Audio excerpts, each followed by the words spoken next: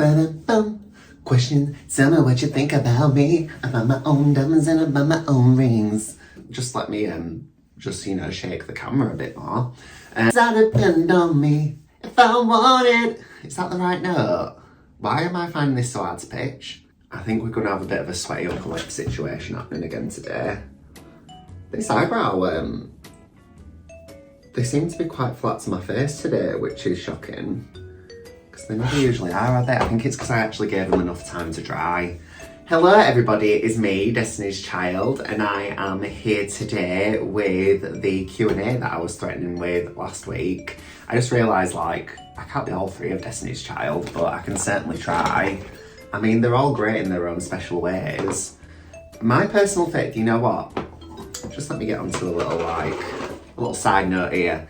I used to love Kelly Rowland, you know. I love Beyonce as well, obviously. I mean, I am what? Gay. Do you remember when Kelly Rowland was our commander there? I knew that dance. Probably still do, to be fair. It's probably still rattling around in back there. Today I'm gonna do the Q&A that I mentioned last week. So I did actually get a few little questions. So yeah, it was nice to actually get some back, because I always worry a little bit whenever I do stuff like that on Instagram. Don't mind me, I'm just dipping powder off the table now to pat my brows down. Yeah, I always panic a little bit when I do stuff like that on Instagram, that I'm gonna be hi people, send me some questions for my videos, and then nobody will reply, and then I'll be no, I can't do it. Cool. Thank you everybody who did send me some in, and at some point I might do another one, so keep your eyes open for that, because I will need you to once again validate my existence. So the first set of questions that I got were from one of my friend's partners, and I think this probably should really come with a bit of maybe not a trigger warning as such, but I'm going to talk about the current political state of the UK around LGBT people. I'm going to speak specifically about how trans people are being treated in this country at the moment. And obviously I know that can be upsetting for some people, especially people who are themselves actually trans. I know sometimes there is an element of fatigue for them, when it comes to hearing these discussions, and it's not, I mean, it doesn't take a fucking rocket scientist, a person with a degree in psychology to know that it would be very, very difficult emotionally to consistently have to validate and fight for people to understand who you are and stuff, and your existence. So yeah, basically if you don't like this, then please skip forward a little bit. I mean, we all know that currently in the UK it's a shit show, especially for trans rights. It's very it's surprising to me how unengaged a lot of other queer people are that aren't trans themselves in the struggle that trans people do face. Again, that could be for a number of reasons. Maybe they too are fatigued with having to prove their I can't think of what the word is that I'm looking for. But yeah, maybe they're just tired with having to constantly fight and stuff for representation and to be seen as, people. So I get that side of the coin. What I don't understand is the sort of infighting that often happens, and particularly things is it the LGBT Alliance, I think they're called, who are we're queer people but we don't stand with trans people, and this is probably not going to help at all, because I'm just obviously talking to hopefully a group of people who have the same sort of morals and ethics around it as I do. It's just shocking to me how people don't realise in the LGBTQIA plus community that an attack on one subsection of that is an attack on all of us. Because if people are against trans people, I don't think it's out of the realms of possibility that they're also going to be against gay people and lesbians and other queer people and bisexual people and stuff. I mean, like, we understand, like, that there's, like, a lot of bi-errasions. Like, people are trying to pander to, like, what they think society wants by kind of, like, discounting trans people. And I don't think they realise that, like, if, like, God forbid, there ever was a time when, like, made illegal to be trans or, like, made much more difficult, I don't think that people really realise that once that happens, like, they'll start with them. Do you know what I mean? Like, it's always, we should be supporting each other because we're, like, one step away from receiving that same treatment, and we shouldn't, like, want to sort of, like, sacrifice anybody. But yeah, that's just, like, my sort of opinion. Sorry, I, like, got on a bit of a tangent there. In terms of, like, the government and stuff, I think it's absolute dog shit how they, like, will flip-flop on, like, healthcare and stuff. I think it's mad how hard it actually is for a trans person to receive the relevant healthcare that they need. I just think, like, that's kind of it. Well, it is disgusting. So, like, in the UK, we have the NHS. Like, the majority of people do pay into it. Obviously, like, there are some people who don't, and oftentimes, like, you know, that is for good reason. You know, like, they might not be able to afford it. It might take them, like, under the amount they need to be able to live. So, like, that's completely fair enough. I think it's wild that people do pay into a healthcare system that then, when they need it the most, they're not able to sort of, like, access. I think that's, like, it's kind of, well, it is bullshit really, isn't it? I think if you have, like, the need for gender affirming care, then you should be able to access that care, and you should be able to do it easily. And I think you should be able to do it easily regardless of your healthcare system as well, really. I think they should really, I mean, it's not like something that's like a luxury thing. I mean, no type of healthcare is it, to be fair, let's be honest. But I think, like, when it comes to your identity, like, having to live life in a way that isn't authentic to yourself, I think, like, that is probably one of the hardest things to have to deal with. Sorry, I don't really know where I'm going on with this. Like, I think, like, when I get into this, like, my mind sort of gets very busy and it, like, jumps into lots of different things. But yeah, as I say, like, the overall from this is just, it's a shit show over here at the moment, and it's going in, like, a very concerning direction. And yeah, I'm worried about it.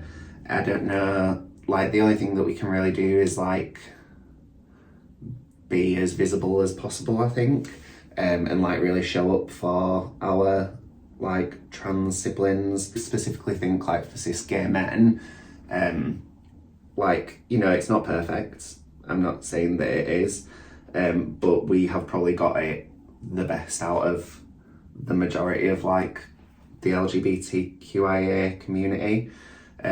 So I do think, you know, it is very easy for us to be like, oh yeah, everything's fine, because, like, that's our experience, but I think we do have to consider other people's. And another thing that I always think about as well, sorry, I'm going on and on here. Another thing that I also think about quite often is there were, like, cultures and, like, societies in the past who, you know, like, openly celebrated queer members of their society. They, like, celebrated, you know, like, trans people. They celebrated people that were two-spirit. And that's kind of, like, being stamped out by, you know, religion and, like, other such things. And I think it would be very naive of us to think that just because of where we are currently, that can't, like, regress and go backwards. We should just keep going, keep trying to, like, push for more. And, like, when people are actively getting less, I think that we should speak up about that. So yeah, that's my thoughts on the current political climate around the LGBT community. I hope that all made sense. Sorry, I, like, went on a bit of a ramble. They also asked what I thought of Rishi Sunak's behaviour in front of Brianna Guy's parents recently as well. And I mean, I don't think it's going to be any shock that I think it's dog shit. I mean, to like kind of say what they said in front of her parents, it just completely shows that they don't understand like how their words can like impact what other people are thinking and like kind of almost normalize a level of hatred that shouldn't be normalized. I mean, like, hatred should never be normalised. It's wild to me, like, how sort of, like, they can't make that connection. That, like, that sort of rhetoric and, like, how they're talking can seriously impact and, like, cause, like, something so terrible as, like, a teenage girl being murdered for, like, living her life authentically. I think it just shows like such a huge lack of understanding.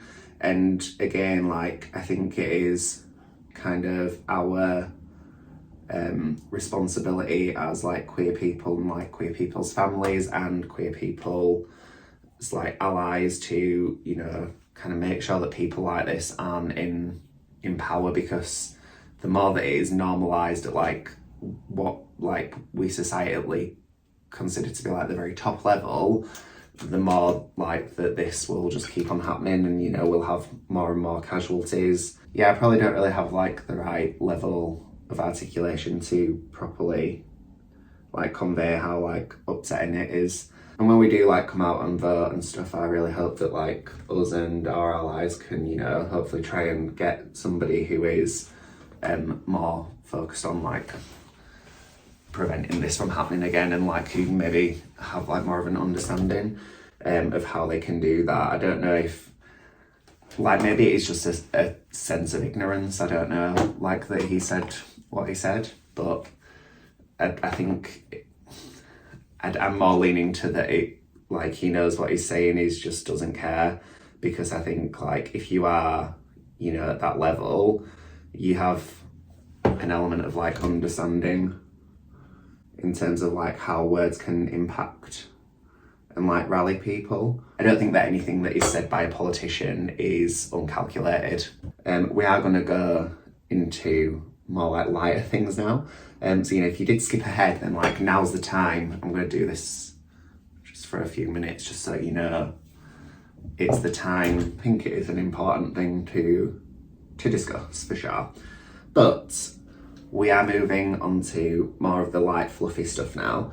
The mother of some of the girls from the union, Madam Nicole, just commented saying collab ? And yes, we can absolutely do a collaboration, Nicole. I would love that. I think like I want to do a collab with a lot of the people from the union, to be fair, like maybe them putting me in drag or like me putting them in drag. I think like that would be very, very fun to do. Just because like, I don't know, it's like when people put you in drag, they have a different vision, don't they? As you have seen, when I put people in drag, it's not usually great. It doesn't like look how it looks on me, because I don't know, I think because I'm so shaky, like I am almost fully convinced that I have something going on like with my nervous system. Because I'm just such a shaky person. I don't know like what it is, but I've always been like it, like literally for years. But I think there's like maybe something, you know, going a bit awry there. Oh nice, I've just drawn that brow right eye. We could even do some like daft shit, you know, like a games night or something. Or to be fair, we are literally doing the roast. Well, it's gonna be tomorrow, but I guess it just like depends on whether or not you can like rally everybody to do stuff as well, because there is like a lot of us. To be fair, like I don't know how difficult it has been for Ambrosia to like sort of organise us all into doing the roast, but I don't know, like I get right stressed like organising lots of people to do things. Freaks me out a bit. It's the, what's the word, the responsibility of it. It's all just too much. So the next question that I have is from Asbestos, who I met through Glitterfy. So they were doing the Creature feature at I think you were at the Lady Gaga one that I did. They're like such a fab person, so like lovely, like such a treat to sort of have like backstage with you, like, you know, I don't know, like sometimes you get those people who are just like you instantly sort of click with, and they are definitely one of them. I feel like this question is very, very indicative of the person that Ash is. So they asked, if you were to be cloned, how would we be able to tell the difference between you and the clone? And I've thought long and hard about this, Ash, and I simply don't know. I think what would probably happen is it'd end up being me that gets got, wouldn't it? I really do believe that, because I just can't think of anything. I mean, if it's a clone, like what specifically, like what could they get wrong about me? I mean, I do have like, you can't really see it because I've covered it with makeup now. I have got some chickenpox marks, like just right in the centre of my forehead. So maybe that'd be one. Like, would they have that? I mean, if they're a clone, if they're an exact clone, then surely like they'd have everything that I've got. And then what do? I just end up getting got, don't I? I mean, is there a world where me and the clone could live together in perfect harmony, perhaps? Or is this like, you know, one of those sort of movie things where it's like, they're like, no, I'm the real one, and then whoever it isn't gets got? Is that what's going to happen? I need more, what's the word? I need more of a setting around this, please, Ash. Let's just hope that I don't, you know, ever find myself in that situation. That's a very large eyebrow that I've given myself there, isn't it? Right, now I've got to try and match these so nobody talks to me. I'm filming this really early because I'm off to see Kim Petras tonight, so I'm very excited about that. You know, I'm hoping that they'll scout me to be her stand-in if ever she's poorly, because, you know, I do a wicked version of Queen of Hearts, King of Hearts even. Don't listen to that bit, I do know the lyrics to it. I know it goes King of Hearts. You're going to keep playing till you've gone too far. No one in the world. So Generica, who is the queen who I did the gig for in Todmorden, really, really fabulous drag queen, like doing so well as well at the minute, which I am like so happy about. They're such a like lovely person. They're really like bringing drag to Todmorden as well, which is nice, because I think like sometimes people are very like, what's the word, very set on getting into like scenes that are already built, whereas I think like it's good for us to, you know, continuously like build more and more scenes and like get more and more representation out there. And I think it's really cool that she is doing that in Todmorden. It's also like such a nice like vibe there, like I don't know, it just feels very supportive, which I like. So she asked me what my favourite and least favourite things about drag are. One of my favourite things about drag is it's definitely got to be like some of the people that I've met whilst I've been doing it. So obviously, you know, yourself, Generica, Ash, who I mentioned earlier, the Glitterfy team, the girls at New Union, like who else? There's just so many people. I mean, one of my like very closest friends is a guy called Mark, who set up, it was originally McDiva Presents and now it is Diva Discotheque. They still do nights like that I'm part of, and yeah, like without kind of drag I wouldn't have ever met him probably, because like he obviously did the club nights, and I was like, the way that we met was I like messaged him because he was looking for queens to perform at them, and then like we ended up living together and stuff. Like we're still really good friends now. Yeah, like without sort of drag I wouldn't have made like a lot of the connections that I now have, like, and a lot of the very close friendships. Another favourite thing for me in drag is obviously like the chance to perform. As you all know, like, cause I won't stop fucking going on about it. I used to dance professionally, like on cruise ships. Like I went to a dance college. I like studied musical theatre, so like I sung, I acted, like I did a lot of shows in college. Then like I sort of pursued the more like dance side of things afterwards. But yeah, like that's always kind of been like my main passion. Like growing up and stuff, like I absolutely like immersed myself into as much dance as I could really. And yeah, now I feel like I've kind of really immersed myself into like as much drag as I possibly can really. And like I'm really, really happy about that. Like I'm glad that I found something that like sort of makes my heart sing as much as like dance has done. My least favourite thing about drag is probably the heels. So I have a real love-hate relationship with the heels. So I am like a shoe whore. Like, if I can get a nice new pair of shoes, I'm very excited about it. It is hard because I have massive feet. I'm a size 11. So you know, that in itself is a tough battle, but I am one of God's strongest soldiers. In like when you've got the heels on, depending on the heel, it can be really, really rough. So I do find I've got a pair of boots that I wear to perform in that are really, really good for performing because they don't have like a platform on the front, and I feel like with a platform, you like, at least like when you're doing like dips and stuff like I do, you are like running the risk of like rolling your ankle more than it needs to be. The one, like my go-to pair of boots are like, they're very, very flat on the front, and they've just got like a regular heel and that's like a bit more chunky. The only thing with those is because they are so flat on the front, like you can literally feel every single part of the floor like as you're walking around in them. So that's not great really for me. I also sometimes find like the getting into drag, although I enjoy it whilst I am like actually doing the getting into drag, it's like finding the motivation to actually start putting the makeup on. Yeah, but apart from like those things, there's not really anything that I think are like my least favourite things about drag. I do really enjoy it. Another question from Generica was, what are my goals for the year? So I am presuming that you mean in drag, so I'm gonna like, you know, continue on that sort of tack, I don't know.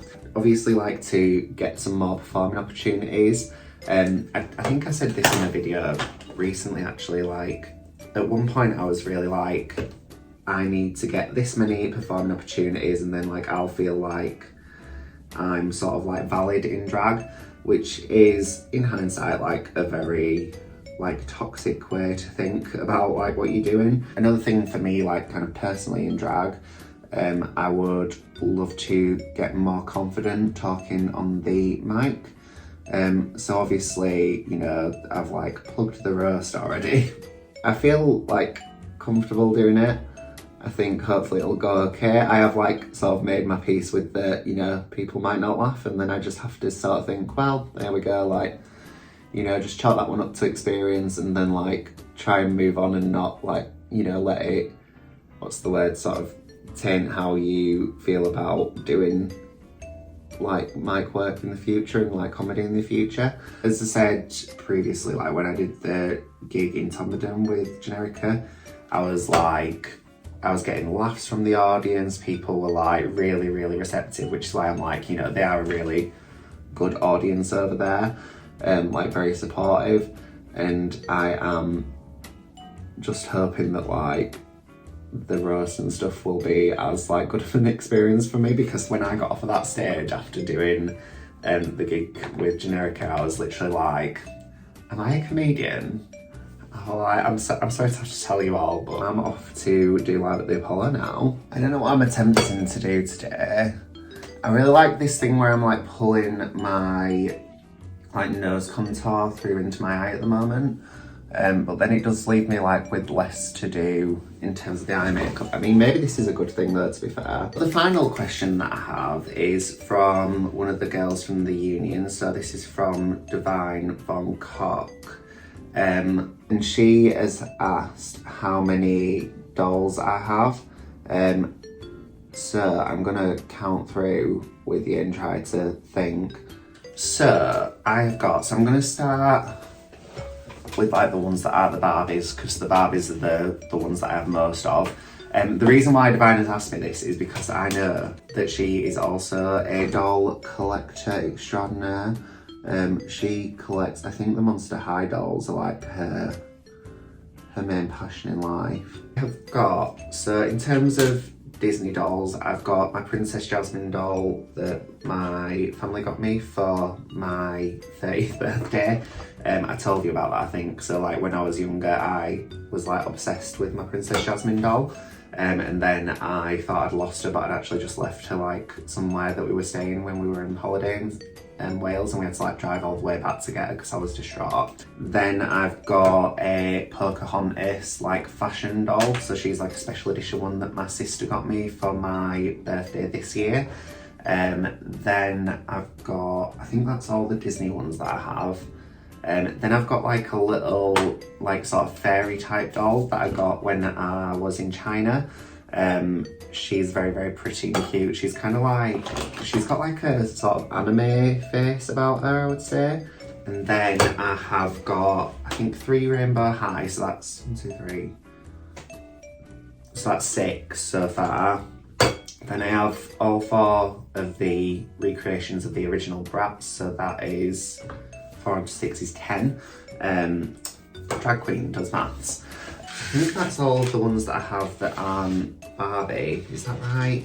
Then in terms of like what I would call vintage Barbie, when I did like my little vintage Barbie video, somebody commented like, these aren't even vintage, and I was like, well, they're vintage to me, this is what I can afford in terms of older Barbie. And they're also from like when I was little, so to me that's like, you know, a cute little like thing for me. Like, cause I'm like, oh, do you remember when I used to have these? I mean, there's only actually one that I had when I was little, which is the, I think she's like Y2K Barbie or something. What's she called? Generation Girl, I think. So I've got Generation Girl, so that's 11. Then I've got the Earring Magic and the, what was the other one? The Moving and Grooving, I think she's called. So that's 11, 12, 13. I like went on a bit of an eBay spree at one point. Like 3 seasonal ones, so that's 16. I've got like a princess one as well, like a Rapunzel type one. So that's 16, 17. This is alarming, like you don't realise how many, like, I think maybe you've got a bit of a problem, but you know, it's cool. It's cool, it's all fine. I think so that took me up to 17, and then I've got the Barbie movie ones. Then I've got quite a few Barbie extras. So in here I've got, well, that 22 I got onto. So in here I've got 3 Barbie extras, so that's 25. That's an easy number to remember. Pigtails, basketball, braids, love art hair, crimped hair. So that's like 8 on top of 25, so that's 33. So I think, to answer your question, Divine, I think I've got 33 dolls in total. Which, you know, doesn't sound too bad. It's concerning that I can't like remember them all. But yeah, to be fair, I have like literally, you know, I've been collecting them for like, how many years now? I think since like 2022. So is that like, how many years? What year are we in? What year is it? Right, so yeah, so for about like 2 years, maybe less, maybe slightly less than 2 years. But yeah, I've been collecting them for a while now.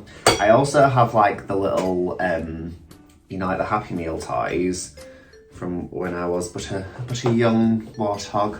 Just the other day, I heard a hoe say, matter of fact, what could a hoe say? I've done that thing again where I've like glued my eyelid to my like top of my eye, which, you know, it's probably not really advised. What do you think to that? No lips, just liner. Right, so that is my makeup all on. This forehead contour is a bit fucking wild and crazy in it, but maybe if I just pull a bit of my hair forward, that'll make it absolutely no better whatsoever. Go put a little wig on and like a little dressy dress, and then I will be our boy. So I am back. As you can see, I've put in my little hairpiece and I've left on my watch, so I look like a fucking spy kid. I've got this dress on. I can't actually do it up at the back at the moment, not because I'm too big for it, but because I do need like help getting it, because like my arm just doesn't bend like that far. Well, it does, but like, because it's like a leatherette material, a pleather if you will. Look at my hairy armpits. Yeah, it means that like I can't kind of get enough purchase to like really pull on it. It's got these little cutout things at the side. Look, can you see? Can you see the cutouts? I don't want to stand up because then you'll be able to see that I've still got my little cycling shorts on. I've just like put my fringe out like this. I didn't want to like do too much to it because tonight I will be like yanking my entire face back with my hair because I'm doing like a tight like ponytail thing with like little spiky bits coming out. Very Y2K, very Kim Petty. As always, if you did enjoy this video, please make sure to like, subscribe, comment, share, all that good stuff. It would mean the world to me. And my social media will just be on at the very end. It is Domino Official on everything, so if you'd like to follow me on TikTok, Instagram and Threads, that would be very, very nice. And thank you please, and thank you please. And until next time, I shall see you all very soon. Bye! Don't do that too hard because it'll just like pop off your shoulder.